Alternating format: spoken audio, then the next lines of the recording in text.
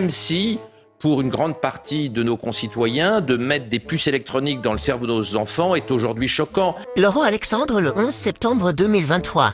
Mais dans 30 ans, ça semblera totalement normal parce que ce sera la condition nécessaire pour ne pas être marginalisé par l'intelligence artificielle. Moi, ma grande crainte, c'est pas que mes gamins aient des puces dans le cerveau. Ma grande crainte, c'est qu'ils soient des has-been, des losers, des marginalisés face à l'intelligence artificielle en 2050. L'homme 1.0 est mort. Oui. Notre cerveau est has-been. L'homme 2.0, modifié par la technologie, arrive.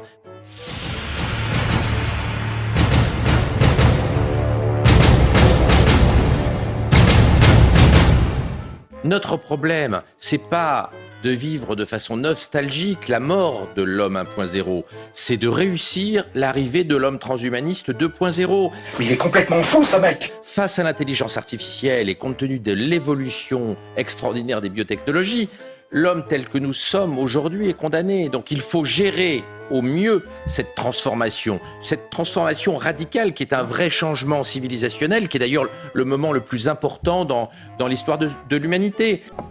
Tu nous prendrais pas pour des cons par hasard, toi? Nous n'avons pas le choix.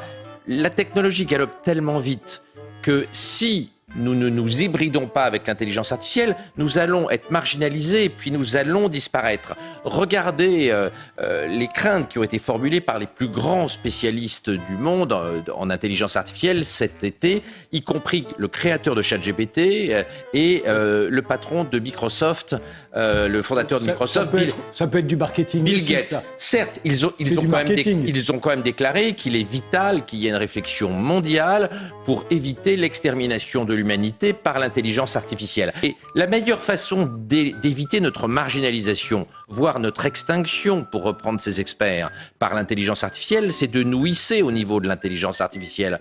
Nous avons créé l'intelligence artificielle, nous n'allons pas la détruire demain matin, donc aujourd'hui, il faut que nous fassions la course avec l'intelligence artificielle. Et compte tenu des faiblesses de notre cerveau, vous voyez bien qu'un AVC, un accident de voiture peut grandement abîmer notre cerveau et nos capacités intellectuelles. La seule solution raisonnable aujourd'hui, lucide, c'est d'accepter cette hybridation avec l'intelligence artificielle. Effectivement, Elon Musk a été précurseur en créant Neuralink, même si, pour une grande partie de nos concitoyens, de mettre des puces électroniques dans le cerveau de nos enfants est aujourd'hui choquant. Il n'y a jamais eu de conspiration, ce n'est qu'une faute isolée.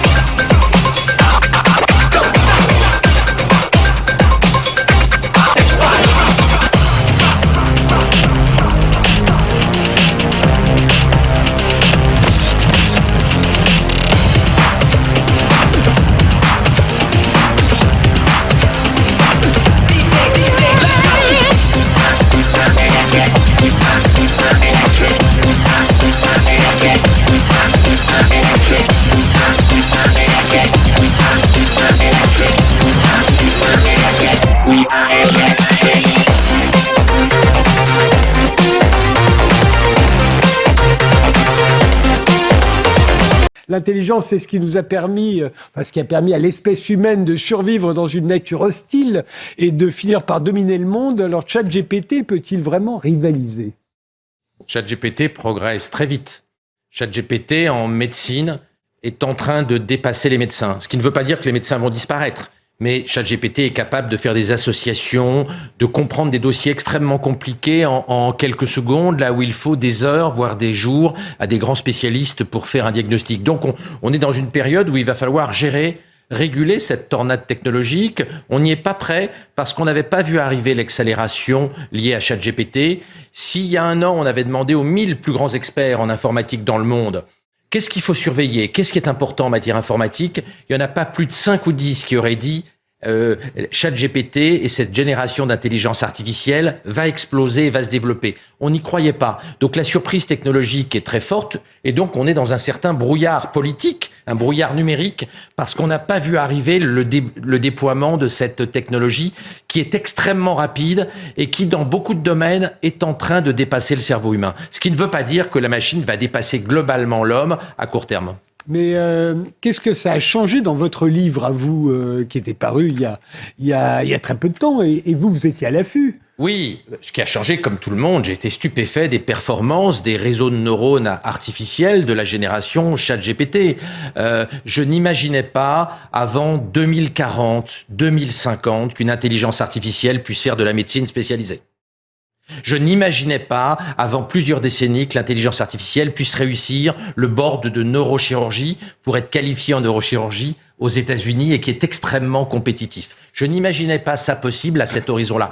Donc effectivement, l'accélération de l'histoire technologique pose des problèmes politiques, éducatifs, géopolitiques qu'on n'imaginait pas parce qu'on pensait que la révolution de l'IA serait une révolution douce, relativement progressive. Or, elle ne l'est pas.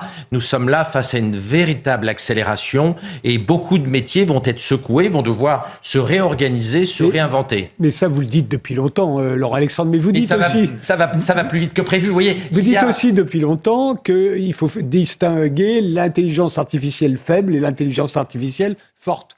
C'est encore de l'intelligence artificielle faible. Faible, mais on se rend compte qu'on n'a pas besoin de conscience artificielle pour dépasser l'homme. Vous voyez, on arrive à faire réfléchir ChatGPT sur des choses extrêmement subtiles. J'ai, avec mon ami Luc Ferry, débattu avec ChatGPT sur la conscience de ChatGPT. Et on lui a demandé de démontrer qu'il n'avait pas de conscience. Prouve-nous que tu n'as pas de conscience. Le raisonnement philosophique et intellectuel de la démonstration de ChatGPT pour affirmer qu'il n'a pas de conscience et que ça n'est pas en contradiction avec « je pense, donc je suis » cartésien est extrêmement brillante et extrêmement troublante. Donc cette capacité de l'intelligence artificielle de dire des choses très intelligentes sans avoir de conscience est révolutionnaire. On imaginait que pour faire de la médecine spécialisée, pour prendre mon métier, il fallait une conscience artificielle à l'intelligence artificielle. On se rend compte que ce n'est pas le cas. Une intelligence artificielle sans conscience artificielle est capable de dépasser le cerveau humain. Et ça, c'est la surprise qu'on a eue à partir du 30 novembre dernier, quand ChatGPT version 3 a été rendu public. Néanmoins, ChatGPT ne comprend pas ce qu'il fait, ni ne comprend pas ce qu'il dit, il aligne des mots. Alors, il y a un débat là-dessus.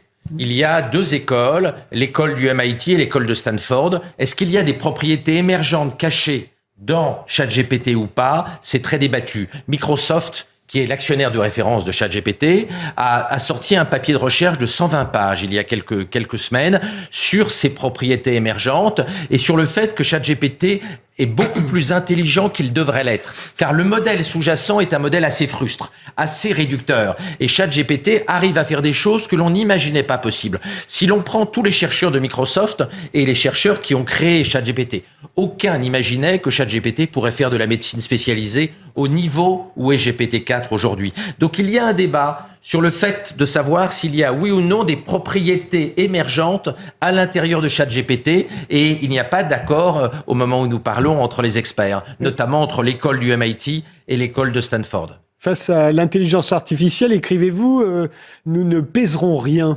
Pourquoi ? quantitativement, l'immense majorité de l'intelligence sur Terre va être de l'intelligence artificielle. Ça ne veut pas dire que nous allons forcément être écrasés, mais il est clair qu'on va produire des quantités illimitées d'intelligence, puisque produire de l'intelligence ne coûte quasiment rien, de l'intelligence artificielle, qu'on peut en produire en quantité très très très importante et qu'elle est quasi gratuite. Donc oui, ce que dit Sam Altman, le fondateur de ChatGPT, c'est que la part de l'intelligence artificielle dans l'intelligence totale sur Terre va être très largement majoritaire et très probable. Le patron de Nvidia, qui fabrique les puces électroniques qui alimentent toutes les intelligences artificielles sur Terre, qu'on appelle les puces GPU, a affirmé le mois dernier que en 2032, l'intelligence artificielle sera 1 million de fois plus intelligente que GPT-4. Nous rentrons probablement dans une période où l'intelligence va être ce qu'on appelle une commodité en économie, va être quelque chose de banal, qu'on va produire en extrêmement grande quantité. Et ça, c'est une révolution. Parce que jusqu'à maintenant, produire de l'intelligence est long. Quand nous faisons des bébés, entre la position du missionnaire et le MBA du bébé, ou le PhD du bébé, ou le doctorat en radiologie du gamin, de notre gamin, on met 30 ans pour fabriquer des cerveaux. Avec l'intelligence artificielle, il suffit de quelques secondes. Donc nous sommes dans des rythmes, dans des tempos extrêmement différents.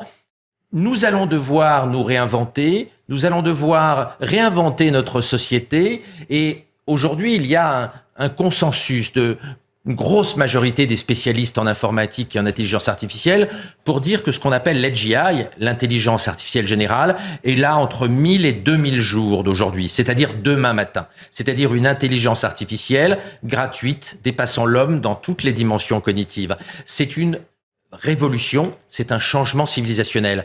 Et le fondateur de ChatGPT, Sam Altman, a écrit il y a 15 jours qu'à son sens, il était évident que nous aurons derrière l'intelligence artificielle générale, de la super intelligence artificielle dans moins de 10 ans. Et cette fois-ci, ça n'est pas un changement civilisationnel, c'est un changement anthropologique d'avoir des intelligences des millions de fois supérieures à l'ensemble des cerveaux humains. Donc oui, nous sommes dans une révolution dont on ne maîtrise pas encore tous les contours.